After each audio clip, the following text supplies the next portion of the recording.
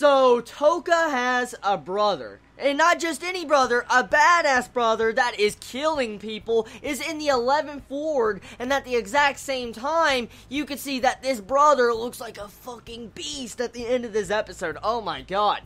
Okay.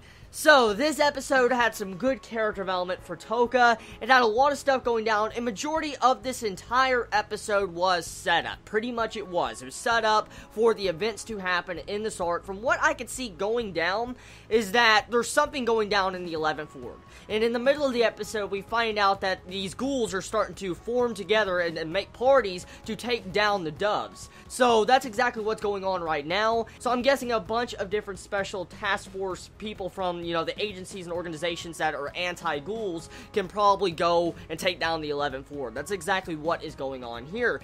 But what you see building up at the end of this episode is that certain ghouls, like big-name ghouls like Jason, or it looks like Toka's brother, are trying to find Rize and use her to probably win this war that's going down.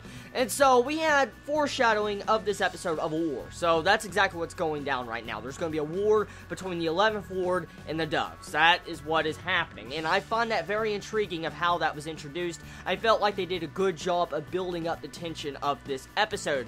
And as always, I'm an anime-only watcher, so I don't know if they skipped over any details or not. So, I want to leave that up to all of you, manga readers to let me know how they adapted this part. But either way, for the most part, I enjoyed the way they slowly tried to build up the entire bits with, Kaneki, how he pretty much was going to have some vital importance in this upcoming arc. For instance, there's one thing that was really intriguing about this episode that was really just skipped over real fast, and it's very important, as I can see from this episode. There was an entire moment where Kaneki was being told to go to the 11th Ward to find out more answers about Rize. Supposedly Rize came from the 11th Ward. And so Kaneki walks by himself in the middle of the night alone, and then you see this strange boy talking to himself and budges Kaneki on the side and steals his IDE wallet and everything. And the funny thing is that this boy, or girl, it could be a girl, I don't know. And then this person tried to reveal Kaneki's wallet and most likely thought that, food was going to pop out of it, like for instance human meat. And sadly enough, it didn't happen, I'm guessing, in that ghoul's eyes. Because clearly, from that entire little introduction, that little white-haired, I'm guessing ghoul child, I think is going to be the one-eyed ghoul. That's what I'm going to say right now. Because we have heard about this one-eyed ghoul. It was built up a lot. And pretty much, if I think about it, the different information I've gotten with how they've been handling this anime. So I'm guessing that kid is probably the one-eyed ghoul. I'm just going to say that right now. Because it's pretty obvious. I mean, with the tattoos and markings all over the body. The way they didn't want to show us the eyes of this person. Either it's going to be a ghoul, a powerful ghoul, or it's going to be a one-eyed ghoul. That's exactly what I want to say.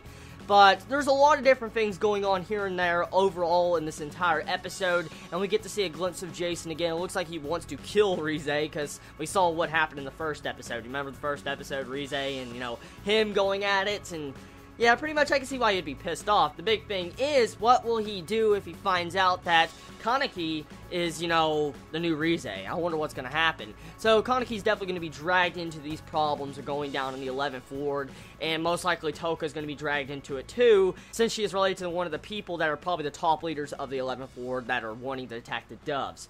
So, personally, good episode. I enjoyed it all around. I did enjoy this episode. It's fucking fantastic. I love the action of it.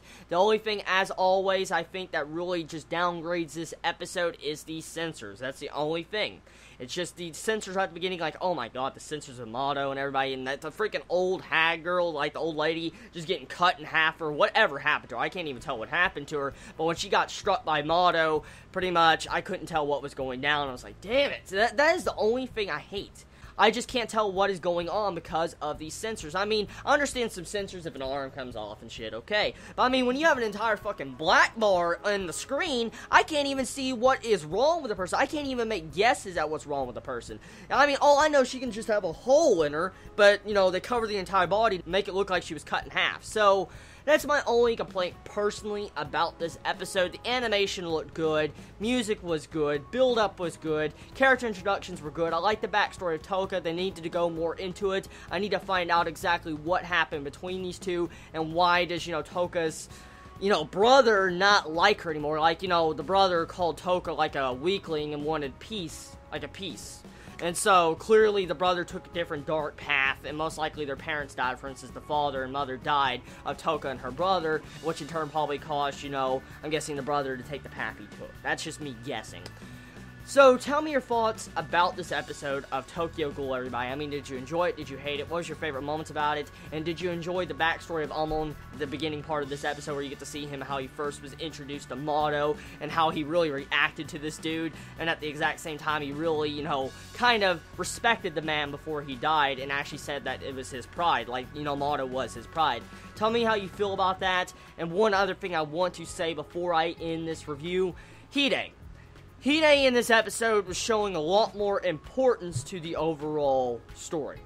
Clearly from this episode, Hide has been shafted a lot. From my comparison reviews I did of the first 1 through 9 chapters of Tokyo Ghoul, I noticed Hide was shafted with character development and all sorts of shit.